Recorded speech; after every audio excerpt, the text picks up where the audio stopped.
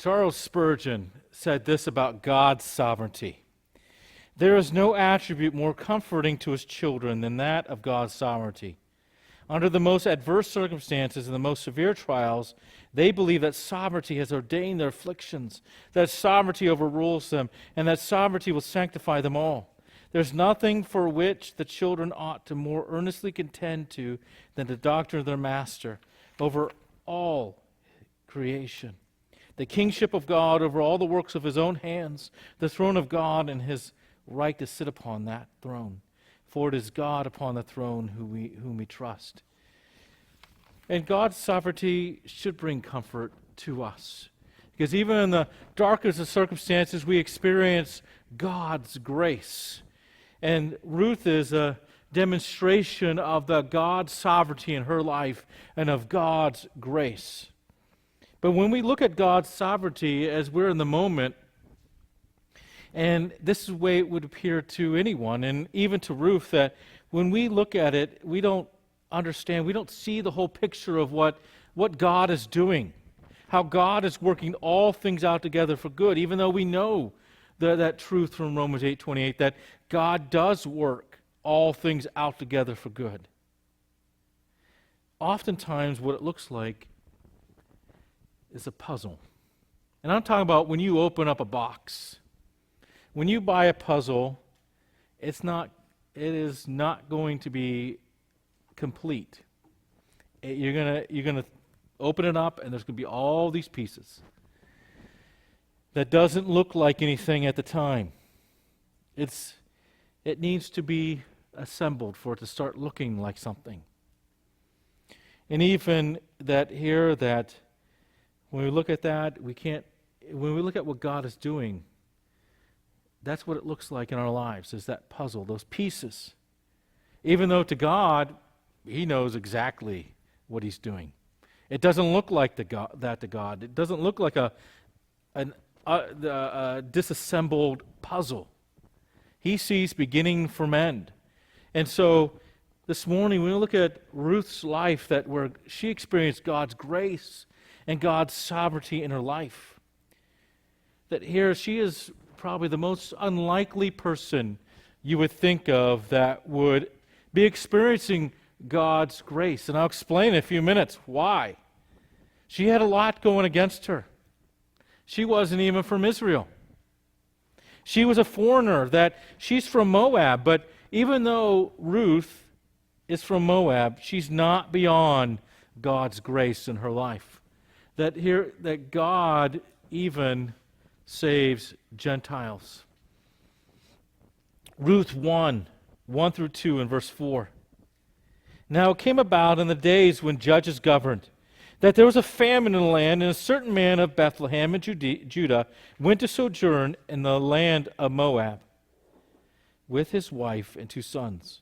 The name of the man was Elimelech, and the name of his wife is Naomi, and the names of his 2 sons are Mahlon and Chilion. That here they are Ephrathites of Bethlehem and Judah. Now they took the land of Moab and remained. Now they entered, the land of Moab and remained there. They took for themselves, verse 4, Moabite women as wives. The name of the one was Orpah, and the name of the other was Ruth. And they lived there about 10 years. So we have Mahlon, who marries Ruth. She's, as you see, she's not an Israelite. She's a Moabite. And the history of the nation of Moab is not one where the majority of them loved God or were seeking after God. They were a pagan nation. I mean, they have a dark history. They were descendants from Lot, and out of a messed up situation with his daughter. Because his daughters thought there was no more people left after witnessing the destruction of Sodom and Gomorrah, even though that God had just rescued them from the destruction. But as Genesis 19, 36 and 37 tells us, that's where they came from. That the firstborn bore a son and called his name Moab, and he's the father of the Moabites to this day. And that's not the worst of it. Moab caused many problems for the Israelites. Instead of helping Israel, whom they were related to through Lot, because Lot was Abraham's nephew, they came out that instead of helping them, helping Israel, who had experienced slavery, who came out of Egypt, and who God was helping, and who God was for, and who God had blessed for the last 40 years and through the wilderness. No, instead, they sought to cause them harm, because Balak, king of Moab, sought to hire Balaam to curse Israel. You're probably familiar with that story from God's Word. But here in Numbers 22, 1 through 3 and 5 and 6, then the sons of Israel journeyed and camped in the plains of Moab, beyond the Jordan, opposite Jericho. Now Balak, the son of Zippor, saw all that Israel had done to the Amorites. So Moab was in great fear because of the people, for they were numerous, and Moab was in dread of the sons of Israel.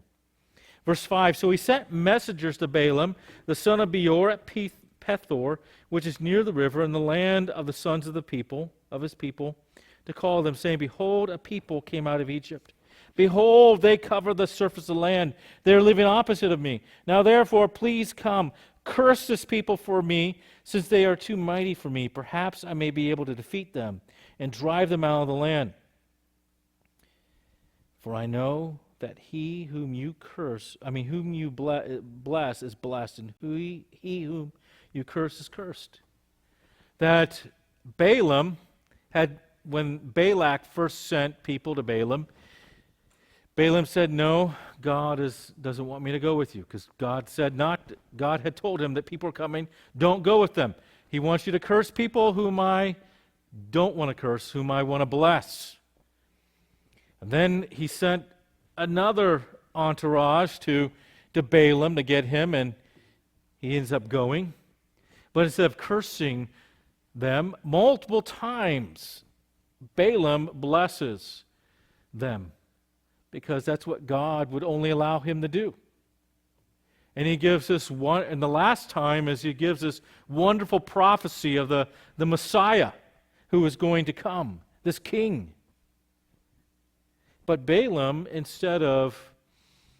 because he loved money, he found a different way to cause harm. Even though God didn't allow Balaam to curse them, because he loved money, he taught Moab another way to cause trouble for Israel: to worship false god and immorality. So the Bible here's this history of this nation. One who wants to curse them, who wants to cause harm to them, even though they are related.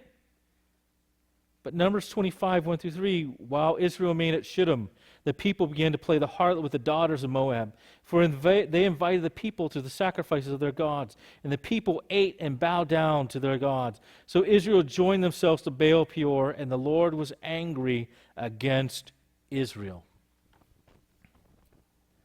That he taught them to do, and that's where that plague broke out. Because of that. And even this man brought this Moabite woman to the tabernacle before God. He had the audacity to do that. And that's why God placed a curse on Moab. He cursed them in Deuteronomy 23 through 6. No Ammonite or Moabite shall enter the assembly of the Lord. None of the descendants, even to the 10th generation, shall ever enter the assembly of the Lord, because they did not meet with you with food and water on the way when they came out of Egypt, because they hired against you Balaam the son of Beor from Peffer, Mesopotamia, to curse you. Nevertheless, the Lord your God was not willing to listen to Balaam, but the Lord your God turned the curse into a blessing for you, because the Lord your God loves you. You shall never seek their peace or their prosperity all your days. And then, on top of that, in the days of the judges, Moab was one of the nations that oppressed Israel. God allowed that and used them to punish Israel for her disobedience, but Moab ruled over, one of the times was for 18 years. That Judges 3:12 and 14 describe that. Now the sons of Israel again did evil in the sight of the Lord. So the Lord strengthened Eglon, the king of Moab, against Israel, because they had done evil in the sight of the Lord. The sons of Israel served Eglon, the king of Moab, 18 years. So you see in this history of Moab that here there's a lot going against her. Her people have been hostile to the people of God, served a false god, taught Israel how to do these things because of Balaam, because Balak wanted to curse them. And so she had a lot going against her. But she's not beyond the grace of God. That here, though her nation's cursed by God, though one day her people are going to be wiped out as a judgment of God, though she's born to a people who serve a false god named Chemosh, involving even infant sacrifice, which God detests, we must ask ourselves here that if she's under this curse because of all these things and how her people treated Israelites earlier, and how God had said that here that you shall never seek their peace or their prosperity all your days, and even as elsewhere he speaks of that they are not to enter the tabernacle even to the 10th generation. How can she have been allowed to be part of Israel? How can she even be included in the line of the Messiah? Because she is one of the 4 women named specifically in that line of Messiah. How could she be one who is part of the line of Messiah? How could she be allowed to come into the congregation and the tabernacle?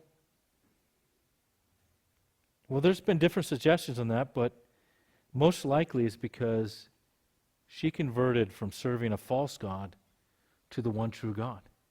She rejected her false god. She rejected those things. Because Ruth 1:16, we see where she does that. But Ruth said, "Do not urge me to leave you or turn back from following you. For where you go, I will go. And where you lodge, I will lodge. Your people shall be my people, and your God, my God." She was identifying with the people of Israel. She was identifying that Chemosh is not her God. God is her God, the one true God. She's rejecting those things.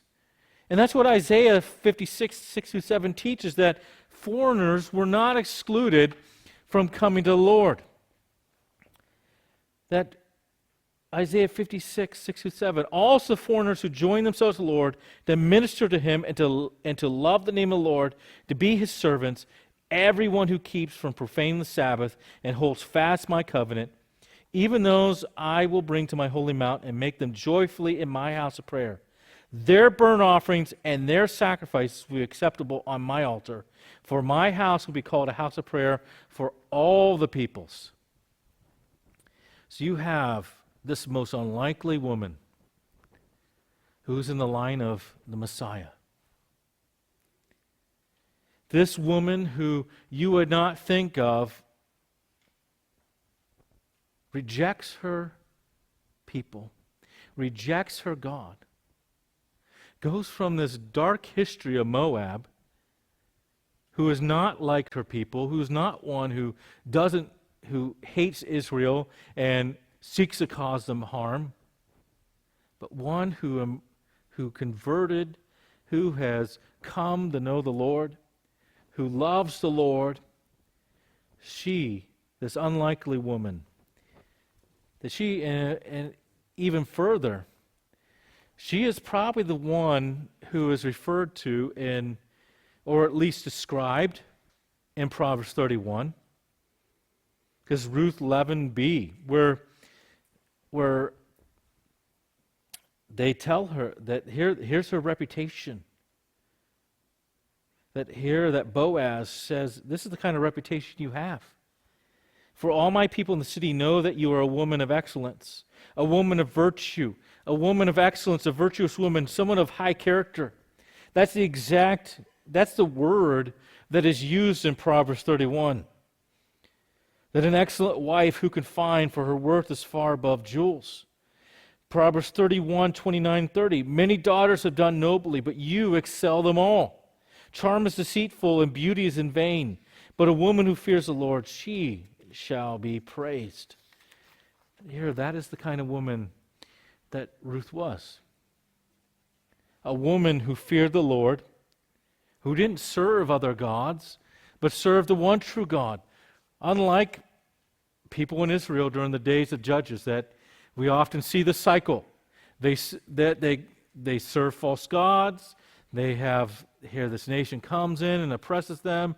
God uses that to punish them and to correct them. They call out to the Lord. God saves them. They start worshiping God, and then they go to, again, repeat the cycle over and over again. But this is not the woman that Ruth is. She's not going to be doing this kind of cycle as many of them were doing.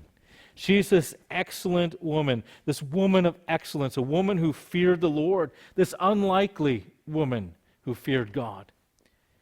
That here Proverbs speaks much about the fear of the Lord. In fact, the book of Proverbs, the Psalms, those wisdom books that are categorized, they speak of the fear of the Lord. And the fear of the Lord is to fear God, that is to hate sin, to hate evil. That here, that it is to turn away from those things. It's to love God. To fear God is to worship Him as the one true God. And this is the kind of woman she is, this unlikely woman. A woman of excellence. And this really shows us that no matter where a person comes from, no matter who they are, no matter what background they have, no matter how hard they've had it, no matter who they are and what they have done and what they have grown up, that a person is never beyond God's grace. Never. As Ruth wasn't, that her nation was cursed. Wasn't blessed by God, cursed. But here, this woman is a woman of excellence. And so she was never beyond grace. Nobody is beyond God's grace. And so we should never judge by outward appearances. Because if we were to judge Ruth, if we were back then that day and just judging by outward appearances, that she's a Moabite, she's no good. Her people, they have caused us harm. That look at what her people have, this history, this dark history. They have tried to curse us. They have caused trouble. That when a plague broke out, Eglon had oppressed us, this king, for 18 years. But we would be wrong. Be very wrong. So we ought to give people the gospel and pray that God opens their eyes, no matter how bad or how rough they are. We can't judge by outward appearances. God judges by the heart. I mean, that's what God told Samuel about David, who was actually, that Ruth is actually his great grandmother. That here that God judges the heart. And so this woman is an example of one who can experience God's grace. No matter who they are, no matter what they've come from, no matter what they've done in their lives. And then secondly, what's demonstrated in their life is that even in the darkest of circumstances, no matter what happens in life, God is still sovereign. God is still in control. And here's where this puzzle comes to be, that here, this woman who is this woman of excellence, this godly woman who's come from Moab, it doesn't mean that everything is going to go well for her. But in this, we see God is working all things together for good. That God is working everything out in her life, because she's going to experience hardships, but she doesn't turn away from the Lord. She turns to God in those times. because both Ruth's husband and brother-in-law dies, and her husband dies before she even has a child. Here, and that's important here because a widow, back then, especially back then, they needed to have somebody to protect her. That it would be the husband, or it would be the son, that if she had one, that here to protect her from those who want to take advantage. And just like people want to take advantage of people today, that here those scam calls especially is how now people take advantage of people. But here in Ruth 1:5 describes that both Mahlon and Chilion also died, and the woman was bereft of her two children, and her husband. Naomi experienced hardships as well, that her husband had died, her two sons had died, that she had come to Moab because of a famine back home. She had left her homeland and went there, and out of all this, she gains this daughter-in-law that is a godly woman. And so both her and Naomi leave to go back to Bethlehem because Naomi hears that famine's over. The whole reason why she left Israel in the first place, because of the famine. A famine that probably came about because God was punishing and correcting Israel for their idolatry and wickedness. But out of this, that God is in control of all events. God is working out everything for good. Ruth 1:6-9. Then she arose with her daughters-in-law that she might return from the land of Moab, for she had heard in the land of Moab that the Lord had visited his people in giving them food. So she departed from the place where she was, and her two daughter-in-laws with her, and they went on the way to return to the land of Judah. And Naomi said to her two daughter-in-laws, "Go, return each one of you to her mother's house. May the Lord deal kindly with you as you have dealt with the dead and with me. May the Lord grant that you find rest, each in the house of her husband." Then she kissed them, and they lifted up their voices and wept. Now the one does leave and goes back, but Ruth doesn't. Ruth doesn't, because Ruth's response to all this is different than her sister-in-law, who experienced the same exact thing, that her husband died and left her childless as well. But Ruth said, "Do not urge me to leave you or turn back from following you," in Ruth 1:16-17. "For where you go, I will go, and where you lodge, I will lodge. Your people shall be my people, and your God, my God. Where you die, I will die, and there I will be buried. Thus may the Lord do to me, and worse, if anything but death parts you and me." I mean, this is beyond just moving from one place to another.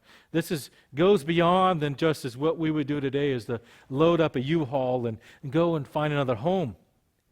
I mean, she's not just changing addresses. She's leaving behind her people, her parents, all that she knows, rejecting the false god, and turning to the one true God.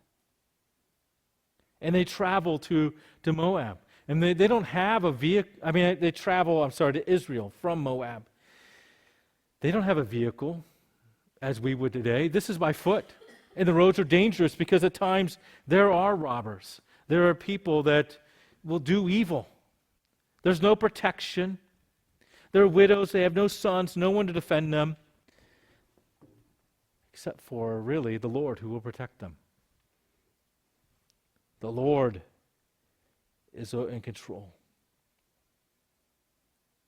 The Lord is there, working out every circumstance for good. And in Ruth 1:22, look at Ruth 1:22 with me. We see that how God is working out everything. So Naomi returned with her Ruth, the Moabitess, her daughter-in-law, who returned from the land of Moab, and they came to Bethlehem at the beginning of barley harvest. That's an important detail right there. The barley harvest. The time of harvest there. Naomi had just moved, and Ruth had just moved with her. They have no food, no provisions. They need help. That here they are on their own. But the thing is the Lord provides for people.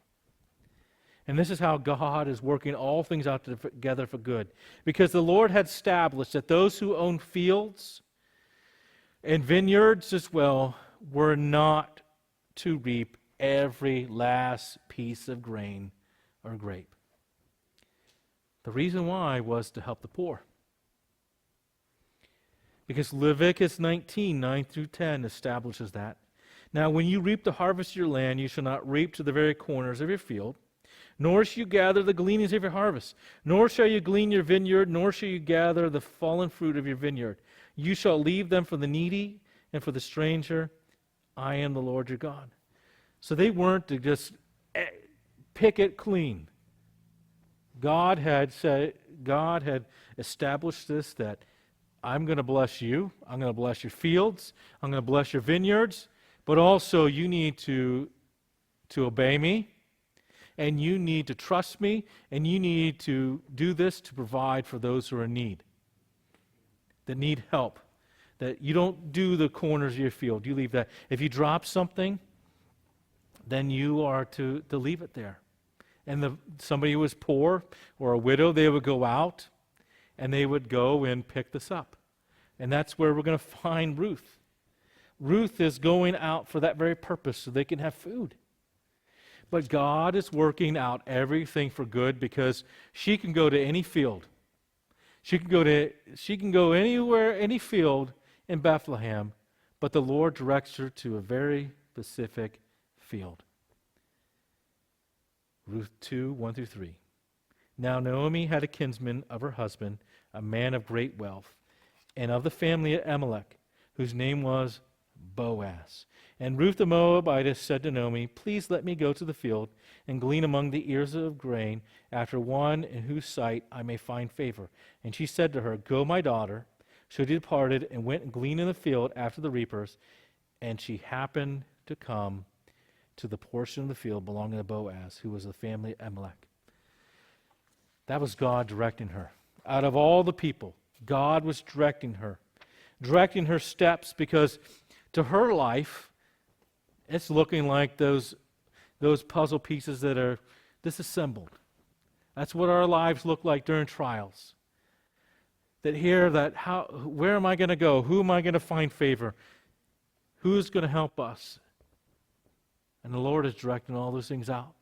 God knows exactly from beginning to end. And so Boaz, a relative. And this is important as well, because he is going to end up becoming her kinsman redeemer.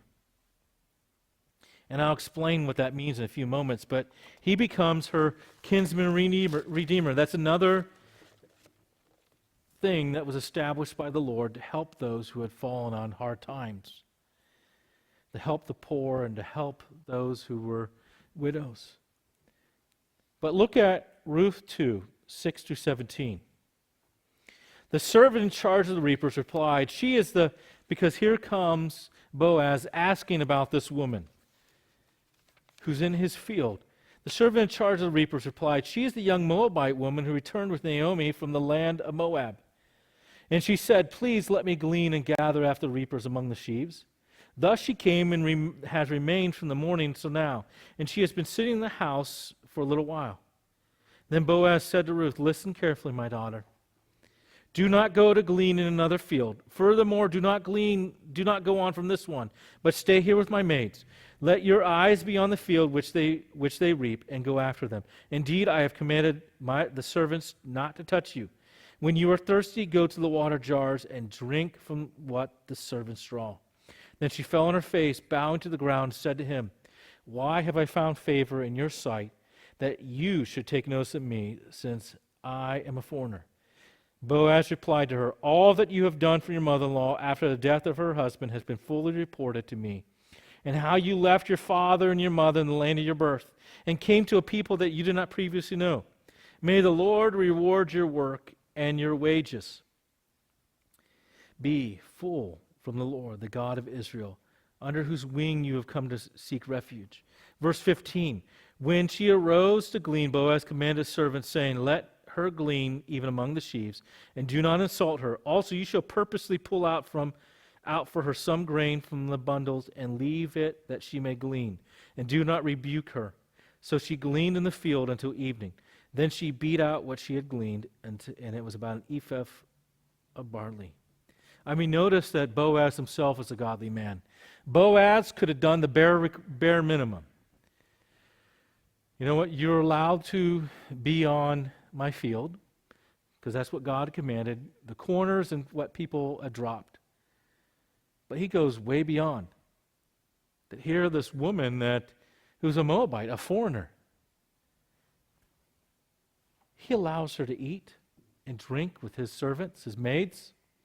His workers are, in fact, actually to draw up extra for her on purpose. That here, so that she would have more. And that's why Naomi is surprised when she returns. That here, that when she comes back, that she sees all this that she has. And it finds out, who did you go to? Look at Ruth 2, 22 through 23. Naomi said to Ruth, her daughter-in-law, it is good, my daughter, that you go out with his maids, so that others do not fall upon you in other fields. So she stayed close by the maids of Boaz, in order to glean until the end of the barley harvest and the wheat harvest. And she lived with her mother-in-law. Notice that not just the barley harvest, but the wheat as well, where Boaz he took care of them and provided for them. But Boaz is going to actually become their kinsman redeemer. And we find that in Ruth chapter 3, 1 through 5. Then Naomi, her mother-in-law, said to her, my daughter, shall I not seek security for you, that it may be well with you? Now is not Boaz our kinsman, with whose maid you were? Behold, he winnows barley at the threshing floor tonight. Wash yourself therefore, and anoint yourself, and put on your best clothes, and go down to the threshing floor. But do not make yourself known to the man until he's finished eating and drinking. It shall be when he lies down that you shall notice the place where he lies, and you shall go and uncover his feet and lie down. Then he will tell you what you shall do. She said to her, all that you say I will do. And then verse 7, when Boaz had eaten and drunk and his heart was merry, he went to lie down at the end of the heap of grain. And she came secretly and uncovered his feet and lay down. It happened in the middle of the night that the man was startled and bent forward. And behold, a woman is lying at his feet. He said, who are you? And she said, I am Ruth your maid, so spread your covering over your maid, for you are a close relative. And then he said, may you be blessed of the Lord, my daughter. You have shown your last kindness to be better than the first, by not going after young men, whether poor or rich. Now, my daughter, do not fear, for I will do whatever you ask, for all my people in the city know that you are a woman of excellence. That here she did a custom that we're not used to. That going and lying at his feet and asking for a garment to be covered over her, which is a symbol of to marry her. That is what she's asking, that you would redeem us and marry me. Nothing improper, nothing as some have suggested was going on, but just simply a custom that here just to redeem us, to marry me, and to raise up, the reality is to raise up a son in my husband's name. Because that's what would happen as well. It's a kinsman redeemer is what he becomes, who redeems a person or their property. And if the person is a widow who was childless, this person would raise up a child so that the family's name would not be extinguished. There's many examples of that in the scriptures. I mean, they would come and marry the widow if they had first had to be single as well. But here that God provided this, that Leviticus 25, 47 through 49.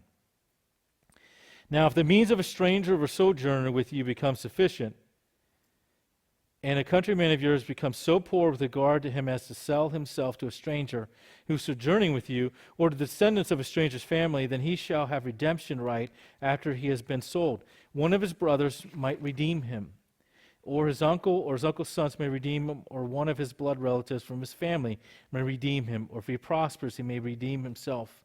And there's other situations as well that where this is when somebody gets in debt as well, and they're going to have to sell their property. They're going to have to sell their home, because to them everything was tied to the land, their inheritance and the family name as well. And Boaz in the book of Ruth stands as the great picture of a kinsman redeemer, because he did that. He did that when someone who was closer relative did not want to. He didn't want to jeopardize his inheritance. But Boaz was selfless. Boaz, a godly man, stands as a picture of a kinsman redeemer, and a kinsman redeemer also was a picture of Christ. It was something that pointed to what Christ would do for us. But here's Boaz, Ruth 4:9 through 10 and verse 13. Then Boaz said to the elders and all the people, "You are witness today that I bought from the hand of Naomi all that belonged to Elimelech and all that belonged to Chilion and Mahlon. Moreover, I have acquired Ruth the Moabitess, the widow of Mahlon, to be my wife, in order to raise up the name of the deceased on his inheritance, so that the name of the deceased will not be cut off from his brothers or from the court of his birthplace. You are witnesses today." So Boaz took Ruth, and she became his wife, and he went into her, and the Lord enabled her to conceive, and she gave birth to a son. But here they get married. Birth to a son, but not just any son.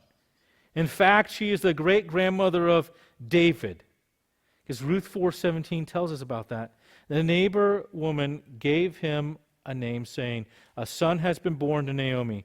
So they named him Obed. He is the father of Jesse, the father of David. The least likely person is in the line of Christ. A woman that is a foreigner, a woman who comes from a cursed nation, but here that God has worked everything out for good. And here that she is, by God's grace, one of the four women explicitly named in the line of the Messiah. Matthew 1:5 actually names two of the women. Salmon was the father of Boaz by Rahab, Boaz the father of Obed by Ruth, and Obed the father of Jesse. Two women, two foreigners. But here that God, you see that God redeems people and God changes people. Because even Rahab did not have a good reputation, an unlikely woman to be in the line of Christ. But here these women are examples of godliness. That here that nobody's beyond God's grace, and that God is working out everything for good. And here she is. And then as well, last this morning, that I want to explain how Christ is our Redeemer, our kinsman Redeemer. Because it is a picture of Christ. This picture that God established, that God had used that to establish that where somebody who fell on hard times or somebody was childless, that here that when they were a widow and childless, that a son could be raised up so the family line didn't extinguish. But it pointed to Christ as our kinsman redeemer. Because when we were helpless, when we were in a far worse situation than anybody who has needed a kinsman redeemer, to come and buy their property and to marry the widow and to raise up a son. We're in a far worse situation, as Galatians 3:13 described. Christ redeemed us from the curse of the law, having become a curse for us. For it is written, "Cursed is everyone who hangs on a tree." He redeemed us from the curse. He is our kinsman redeemer, that we could not buy our salvation. We could not do anything to earn God's forgiveness. No works of righteousness, no money, nothing we could ever do. And so we were helpless. We were needy. We needed God's grace in our lives. We needed that. And Christ redeemed us from the curse of the law, that his death on the cross paid in full. He suffered for every sin that we committed and will commit. That every thought, every deed, every action, everything, he paid in full. Not 99.9%, but paid in full. Everything. It's by his grace that we are redeemed from the curse of law. He is our kinsman redeemer. But also, if you don't know Christ as your Lord and Savior, today is a day of salvation. Today is a day to put your trust in Christ. Today is a day to turn to him and to him alone. Because if you are not saved, this is the best you ever experience in this life. The best you ever experience is on this side of eternity. Because there is an eternal punishment coming. Because that's what Christ, for us who know Christ, that's what Christ redeemed us from. That we were going to spend eternity to hell. So today is the day of salvation. Today is the day to come to Christ and to him alone and believe on Lord Jesus Christ. Be saved. And you can do that from where you're at as a call upon him. God, forgive me a sinner. God, I know what I deserve. I deserve hell. I deserve eternal punishment. But God, I believe that Christ died for me. You don't have to use the words kinsman redeemer. But you need to believe that Christ died for you. You need to believe that you're a sinner who deserves the punishment. You need to believe that he paid in full, that he is your only hope, and put your trust in him and him alone.